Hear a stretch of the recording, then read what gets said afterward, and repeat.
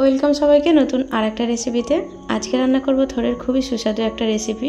পুষ্টিগুণে ভরা এই থোড় কিন্তু আমাদের শরীরের জন্য ভীষণই উপকারী। শুধু থোড় না, পুরো কলা গাছটাই আমাদের বিভিন্ন রকম উপকারে আসে।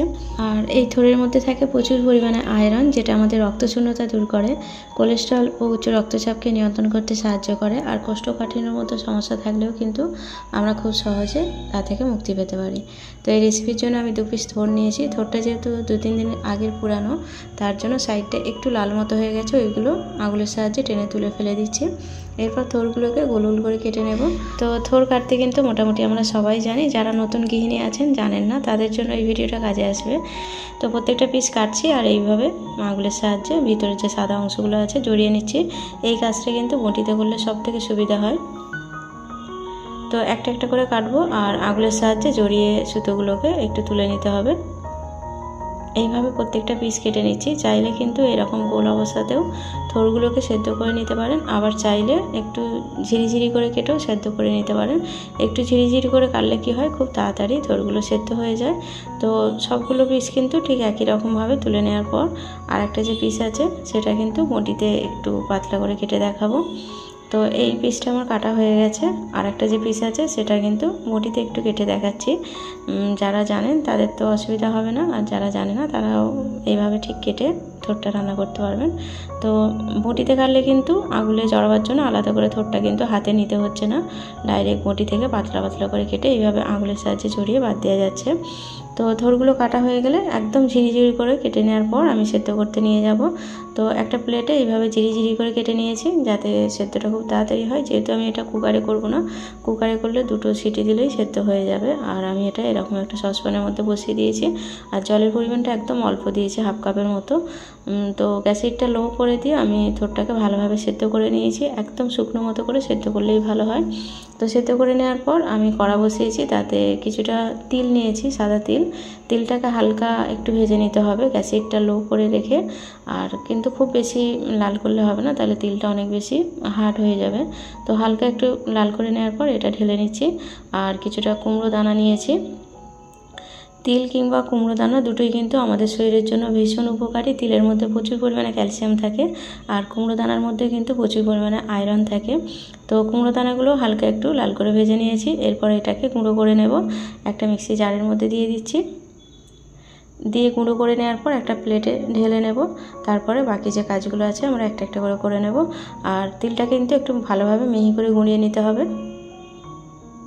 চাইলে এতে বাদাম অ্যাড করতে পারেন তিলের জায়গায়, তো তিলটা দিলে খেতে বেশি ভালো লাগে। এরপর আমি মিক্সি জারে নিয়ে নিয়েছিলাম সেদ্ধ করা থোড়গুলো।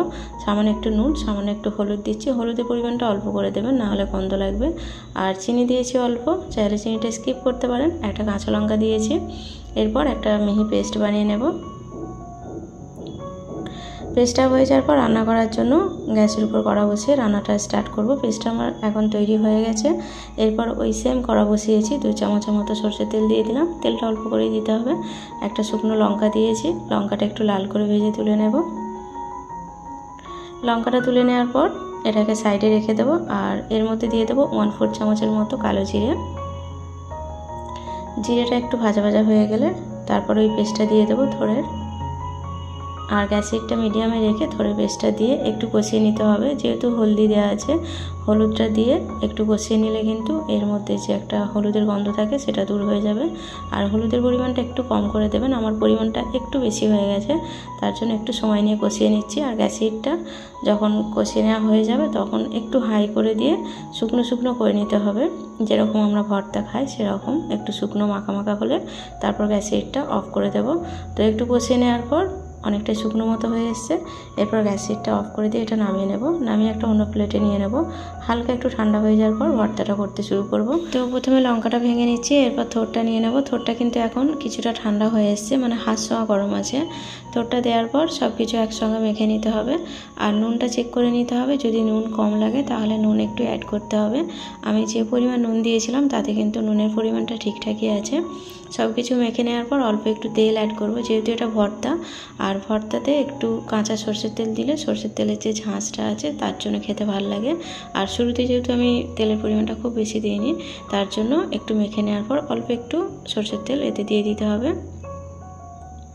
সরষের তেলটা দেওয়ার পর আবার একটু মেখে নিতে হবে ভর্তার সঙ্গে। তো তেলটা দেওয়ার পর একটু মেখে নিচ্ছি। আর নুনটা কিন্তু ঠিকঠাকই আছে, অবশ্যই কিন্তু নুনটা মনে করে চেক করে নিতে হবে। আর হালকা হালকা একটু গরম আছে ভর্তাটা, যার জন্য খেতেও খুব ভালো লাগবে। তো গরম ভাতে প্রথম পাতে কিন্তু এই ভর্তাটা খেতে দারুণ লাগে, অবশ্যই একবার ট্রাই করে দেখবেন। আর এটা ভাত ছাড়াও কিন্তু রুটি লুচির সঙ্গে খেতে বেশ ভালো লাগে।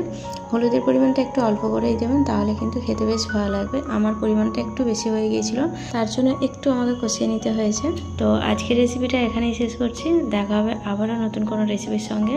আর যেসব বন্ধুরা শুরু থেকে শেষ অবধি রেসিপির সঙ্গেই ছিলেন, তাদের সবাইকে অসংখ্য অসংখ্য ধন্যবাদ। সবাই খুব ভালো থাকবেন, সাবধানে থাকবেন।